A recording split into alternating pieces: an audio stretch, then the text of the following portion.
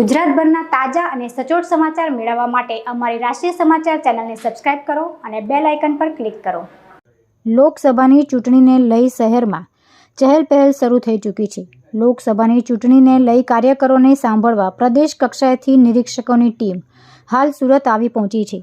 જે 3 સભ્યોની નિરીક્ષકોની ટીમ દ્વારા સુરતના ઉધના સ્થિત ભાજપ કાર્યાલય ખાતે કાર્યકરોના સેન્સ લેવાની પ્રક્રિયા હાથ ધરવામાં આવી છે।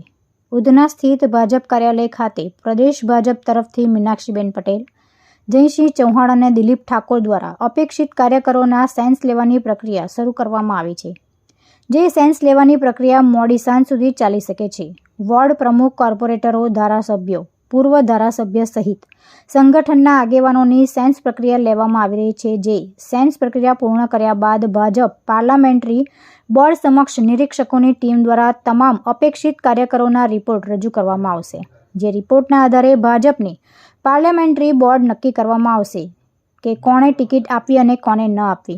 જો કે આ સેન્સ પ્રક્રિયામાં ભાજપના જૂના જોગીઓ પણ જોડાયા છે, જેમાં અગાઉ કોર્પોરેટરથી લઈ પૂર્વ ધારાસભ્યો પણ રહી ચૂક્યા છે।